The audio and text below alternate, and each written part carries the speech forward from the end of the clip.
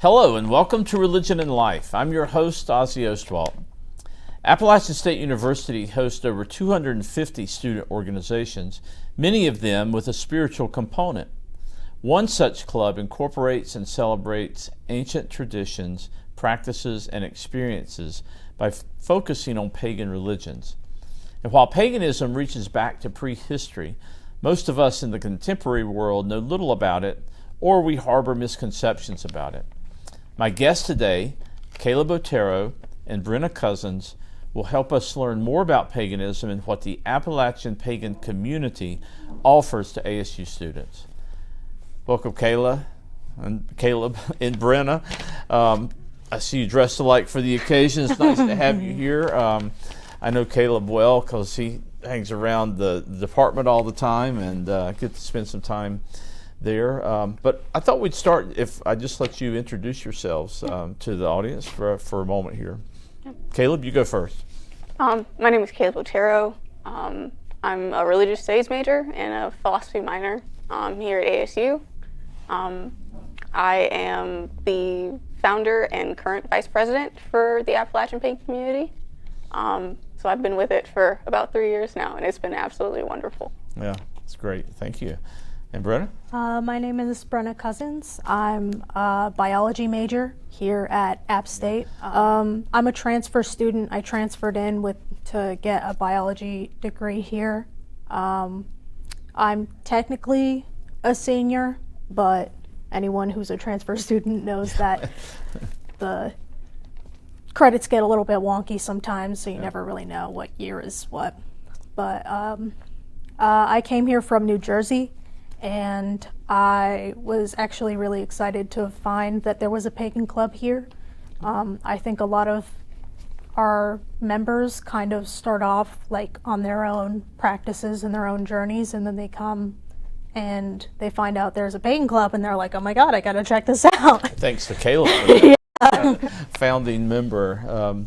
Well, I noticed you both have some jewelry on that I think might have some symbolic connection to paganism. Maybe you could just tell me a little bit about what you have and what it means to you, or what the symbols mean.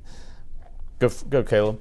Yeah, so this one on the right is an ankh. It's a symbol of life for the Egyptian pagan practice and belief system.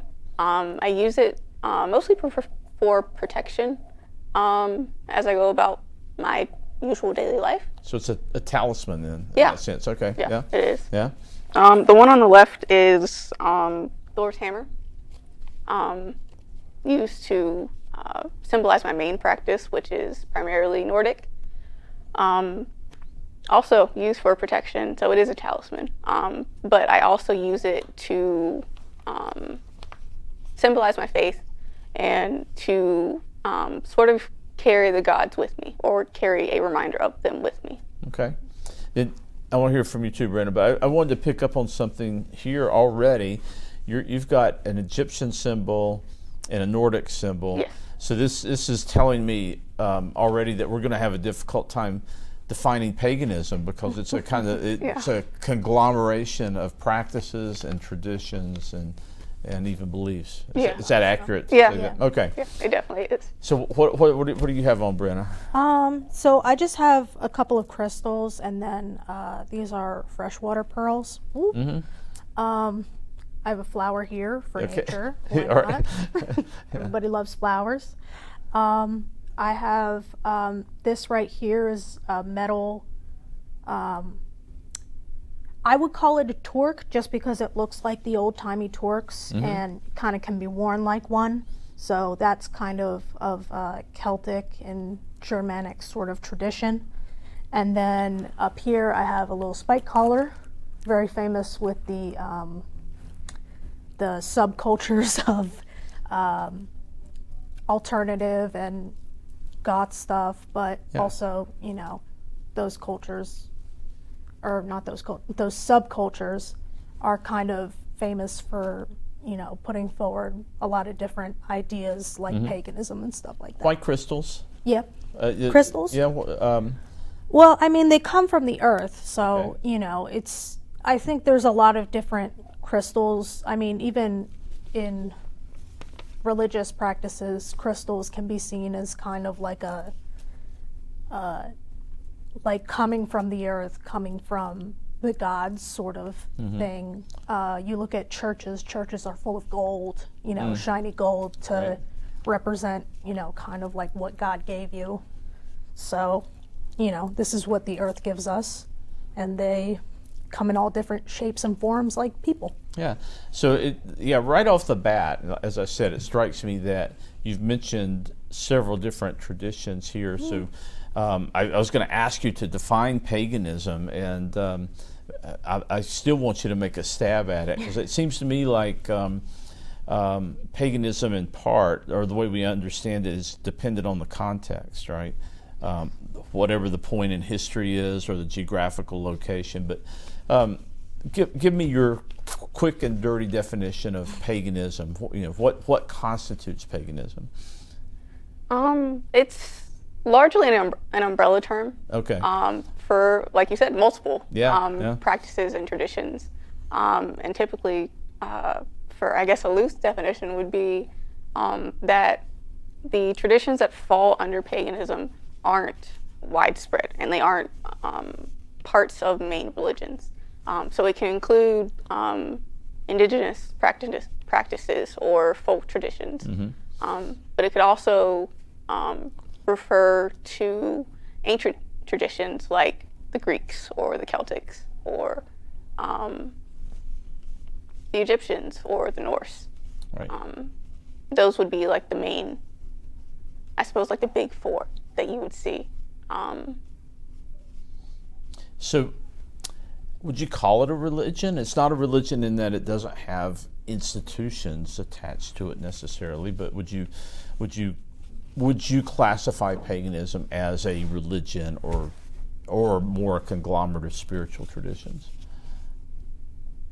I believe I would, yeah. I would definitely call it a religion or a spiritual practice, because there are some pagans who can either be theists or be agnostic or atheists even.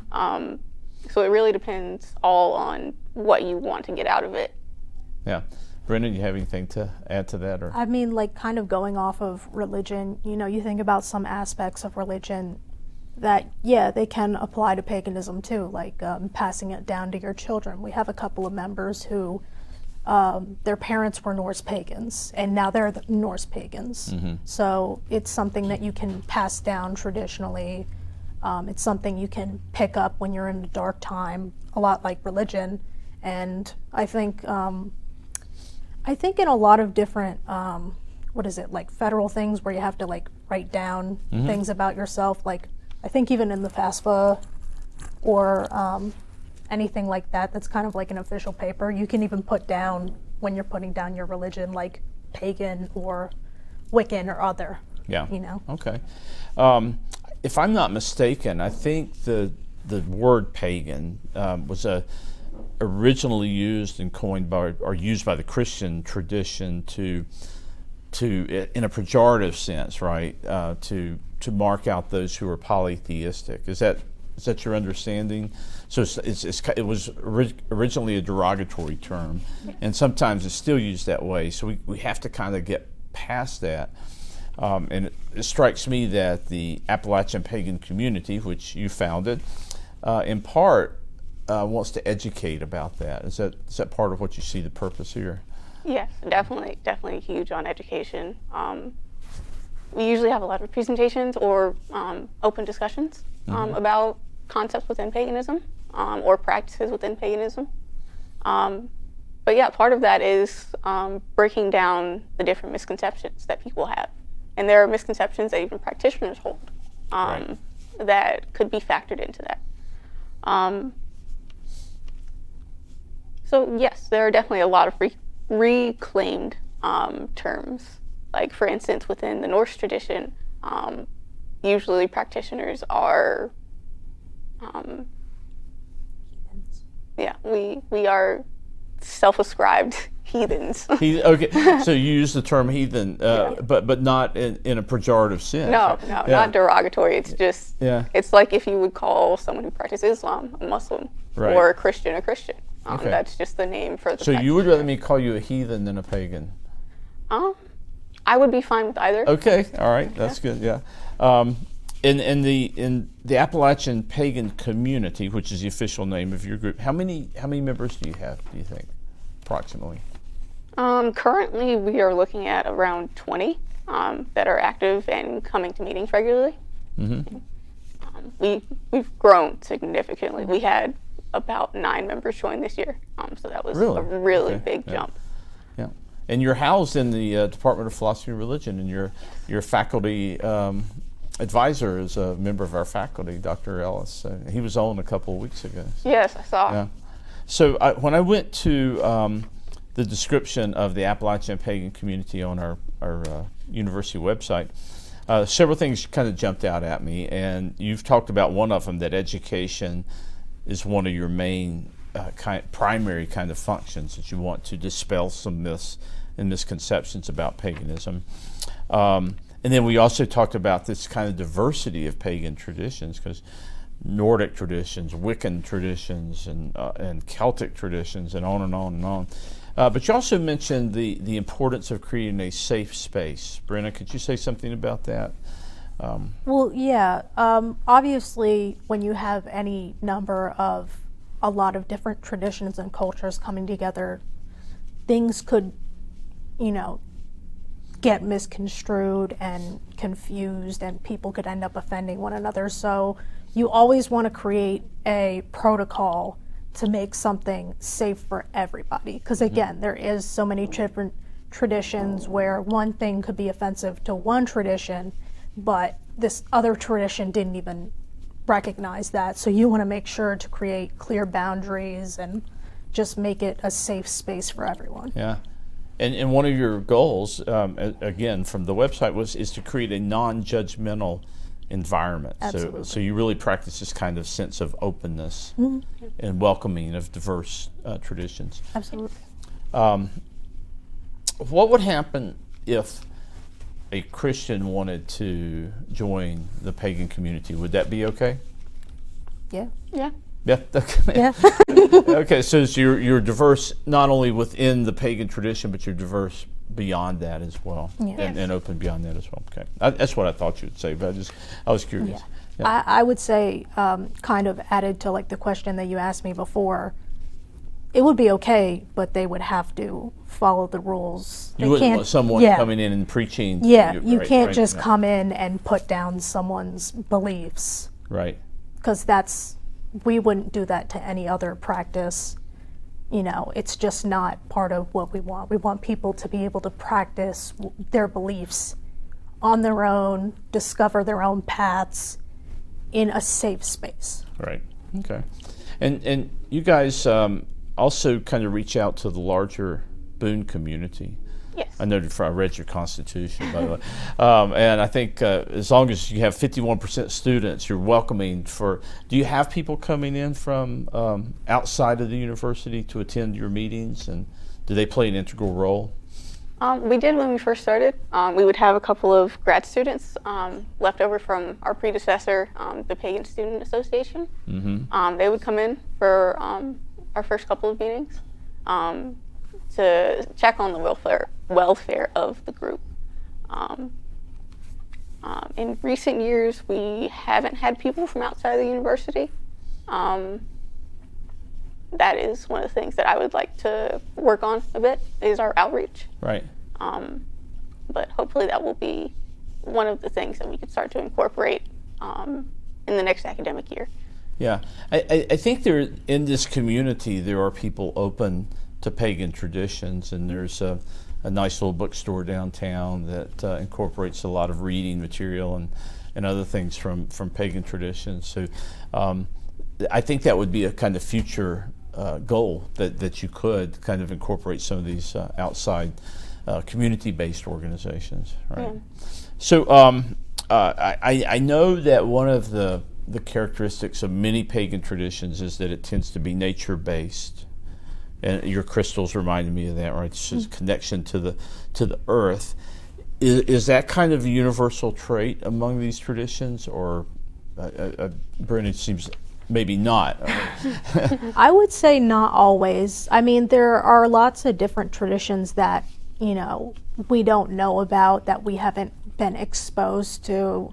So you never really know what's out there, especially since this is such a wide kind of like concept of paganism. The net is thrown out very wide. Right. So I would say not always, but I would say a lot of them do. Mm-hmm. Yeah. So one of the things, another thing that kind of intrigues me about many pagan traditions is this kind of reclaiming the idea of a sacred feminine in reality as a kind of challenge to more patriarchal-based religions like Judaism or Christianity. Is that something that you talk about, and is that something that's universal around, among most pagan traditions, or again, is it you're not sure because there's so many traditions out there? What do you think, Caleb?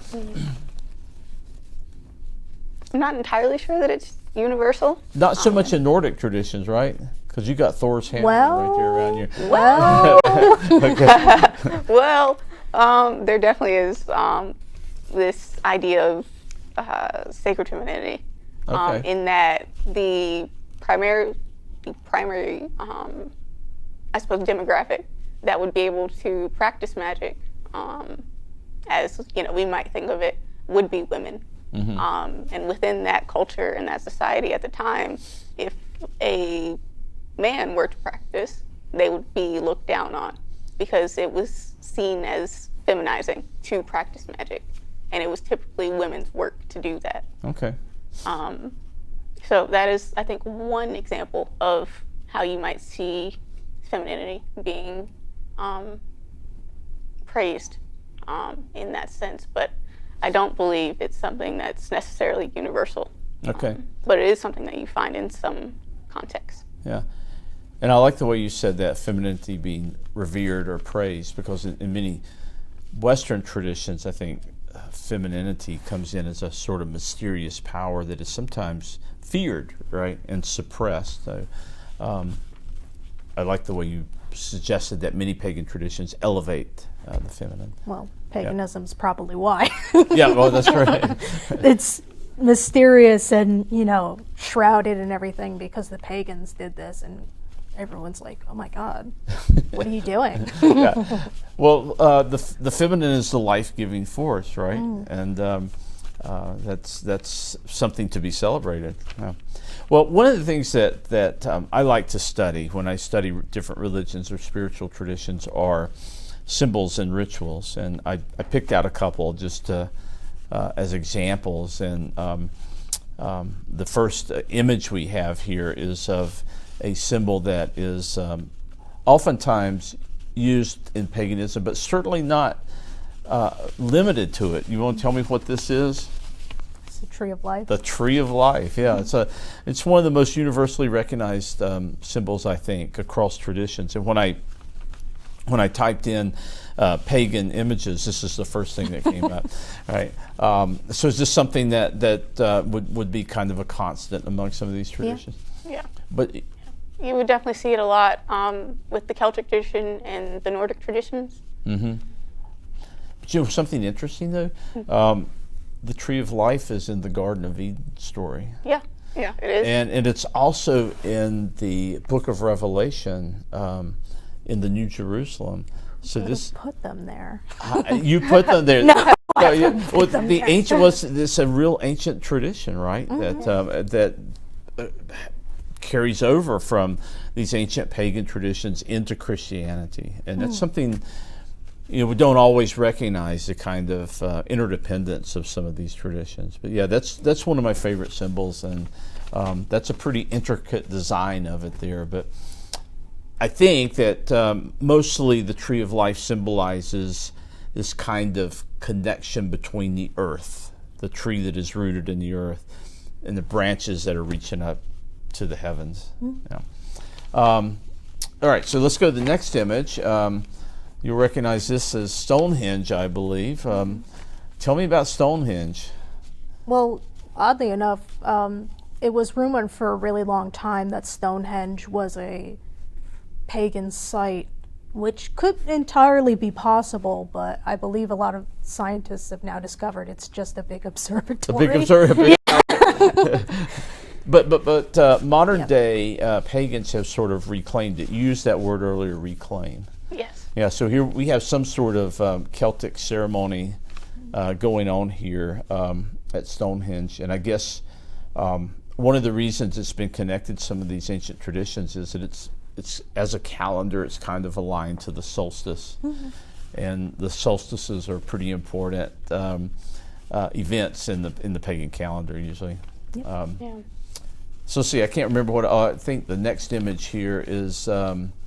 Just a bunch of images here. Do you recognize any of those? The pentagram. The pentagram. There's the Ankh Star of on the David. pyramid. I see the Ankh under the pyramid there, so there's a kind of incorporation there. The sun image is important. But I thought these were beautiful kind of mandalas, but some of them incorporating pagan images. And then lastly, you'll recognize this. The Appalachian Pagan Community is hosting, as you do every Thursday night, a talk on crystals, herbs, and kitchen magic. And Caleb, I think you're one of the presenters here. Tell me a little bit about what one might hear if they show up in IG Greer 222 tomorrow night. Well, it would primarily be a discussion on those topics. We usually try to incorporate some discussion along with the presentation. So usually it's the presentation first on like the basics of these things, and then we have like a large group discussion on maybe how people integrate this into their practice currently, or having them ask questions about something maybe like kitchen magic that they don't know as much about that they would like to learn. And then afterwards we typically make that presentation available to our members so that they can have it for reference later on. So you use the word incorporate into our practice, and you've also, both of you several times have used the word magic. Yes. So is the main practice of these spiritual traditions magic? It can be. It can be, okay. Yes. Yeah. You're not going to say definitively yes or no on anything, right? It can be. So tell me how magic works, and then I want to hear about kitchen magic. Well, I mean, magic, you can find magic in everything you see. You know, the way a tiny little seed can turn into a big giant tree. You know, you can find, you know, it's really just approaching the world with a sense of wonder and a sense of positivity and seeing like there's so much to learn, there's so much I don't know, but in like a positive sense. You know, a lot of people sometimes they think like, oh, I don't know, and they like panic, but you know, there's good in not knowing, you know, because then you get to learn. Right. Yeah. I like several words you used: mystery, and a sense of wonder and awe. And when we all kind of need to remind ourselves to be open to that kind of approach to the world around us. So that would be your definition of magic? I would say so, yeah. Okay. And is there a more formal practice of magic, Caleb, that actually, I don't know, manipulates things to create a desired outcome? Or is that... I think that's just science. Okay. Yeah, science or Harry Potter. Yeah. Okay. Yeah. So tell me about kitchen magic, Caleb. So kitchen magic is one of those things where I would say it's where the mundane meets the magic. Okay. And most magic is mundane. Yeah. For kitchen magic, it would be as simple as maybe you're making bread and you have the intention of making this with like love and care, and that's the energy that you put into that thing. That is the magic. Okay. And thus what you get out of that is a really good piece of bread. Yeah. Or feeling this sense of love or warmness or happiness when you have it. Typically those practitioners are where their kitchen or their home is sort of their sacred space. That's where they do a lot of their, I suppose, work, as you would put it. A lot of their practice revolves around that that sense of caring for themselves, their space, and those around them. Well, you know, I like the way you described incorporating love and caring into preparation of food, because I think, you know, when we in many traditions, the preparation and giving of food is an expression of love and kindness, right?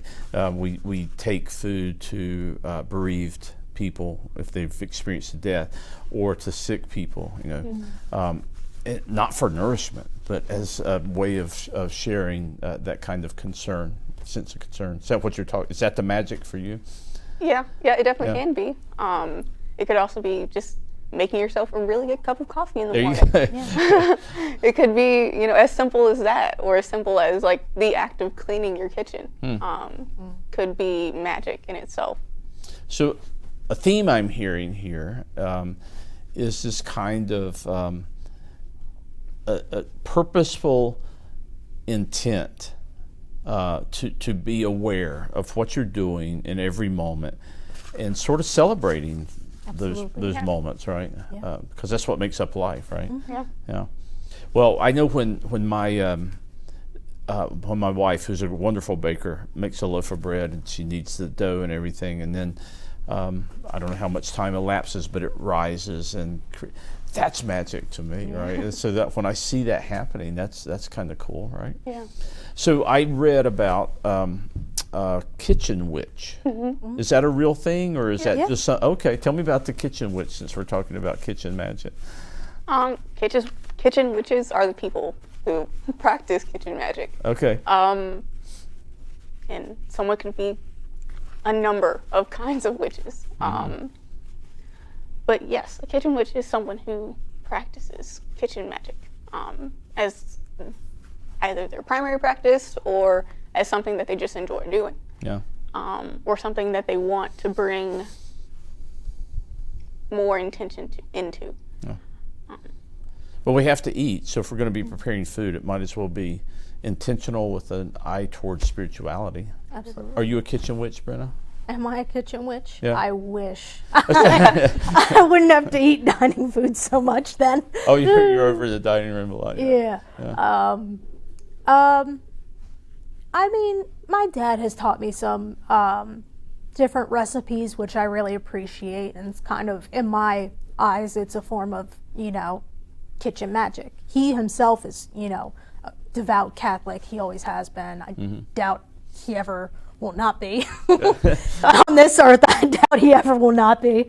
But, you know, even though we have our differences in that, I personally kind of apply, you know, certain things he does, the care he gives, the love he gives, into my practice as, you know, this is how you show people love. That's kind of an interesting way to end, I think, this sort of reference to your father, who's a devout Catholic, yet you two can share this sort of spiritual bond. That's really nice. I'm breaking him. Yeah.